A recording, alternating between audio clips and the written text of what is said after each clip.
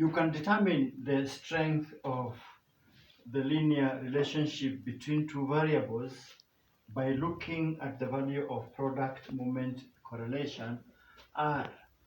And of course, we must know that R varies between -1 to 1.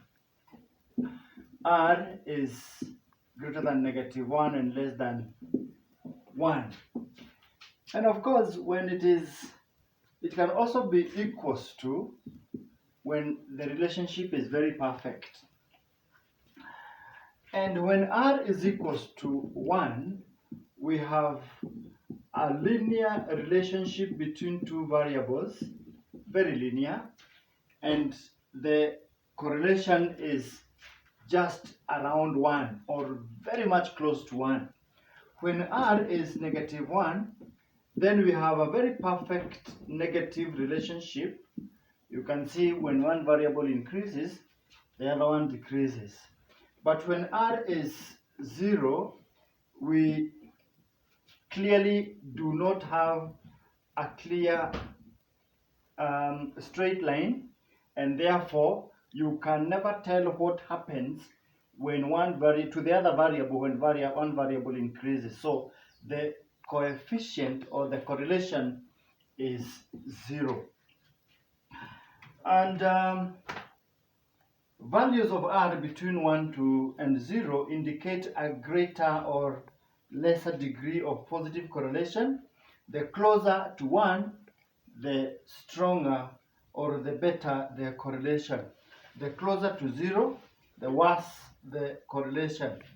The values of between 0 and -1 shows or indicates a greater or less degree of negative correlation.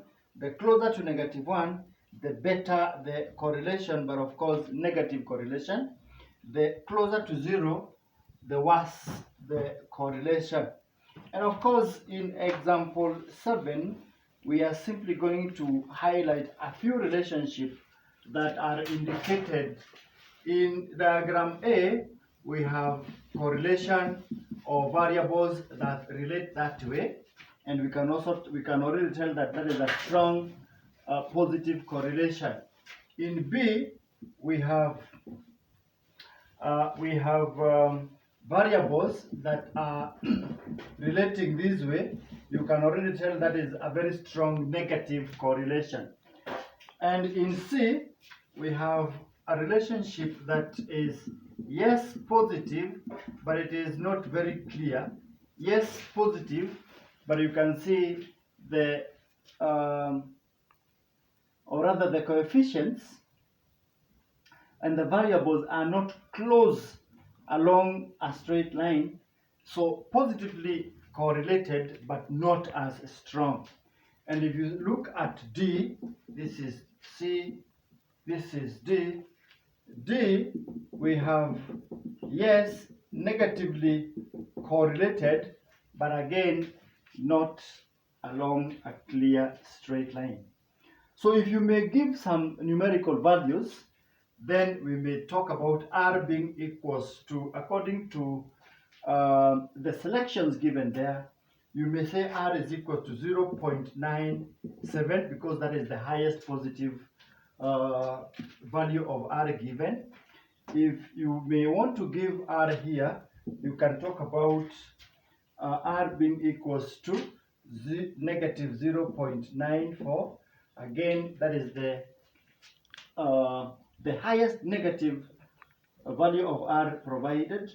If you want to give the value of R here, yes, positively related but not as clear, so we can find this is around 0.55 will come over there, and here the value of R will be a negative but not as big as it is in B, so 0.31. So if you're supposed to assign these values of R, the highest positive would go there, the highest negative will go there, the next positive will come here, and the next negative will get there, because as we have understood, very strong correlation, Positively, very strong correlation. Negatively, not as strong, both positively correlated. Not as strong, both negatively correlated. It is important to note that we can assign our values of R that way. We can distribute them according to the way the diagrams are showing the relationship of the variables. If you look at example 8 under 6.5, example 8 under 6.5, which is telling us that under this one he has been told that understanding the limitations of the product moment correlation coefficient, we need to understand the limitations of R.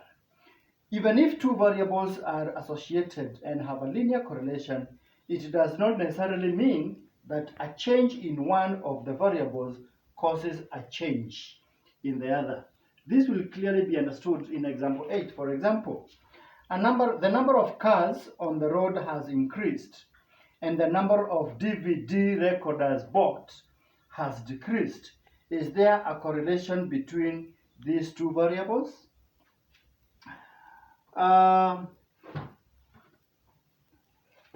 If you listen to that question, the number of cars are increasing and the number of DVD recorders are decreasing. And the question is there a correlation between these two variables? And we may argue out and say, buying a car does not necessarily mean that you will not buy a DVD. You can buy a car and buy a DVD, or you may buy a car and fail to buy a DVD recorder. At the same time, so we cannot say there is a correlation between the two, because buying a car is not a requirement for you to buy a DVD.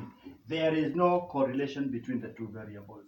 And that is as simple as that, because I don't see how a car will be used on the road and a DVD recorder will be used at home and both of them are correlated. They do not relate in any way. If you look at example 9, variables are often linked only through a third variable. This can be shown in changes that take place over time. Let us just keenly look at example 9, which is telling us over the past 10 years, the memory capacity of personal computers has increased, and so has the average life expectancy of people in the Western world. Is there a correlation between these two variables? Well, the memory capacity of computers has increased, as well as the life expectancy of the people from the Western world. The question is there a correlation between the two variables? And I would say there is no correlation between the two variables. However, both of them are due to scientific development over time. Of course, the scientific development has given us expanded memories in the computers. At the same time, it is also very possible that scientific development has brought us some kind of lifestyle that ensures the increase of life expectancy. It is possible that the two has been brought out or about by scientific research, but they are not necessarily related. There is no way we can say that the expansion of the memory in the computers is related or correlated with the life expectancy of the people from the Western. But it is true, both of them could have been realized due to scientific research. It is true. Okay?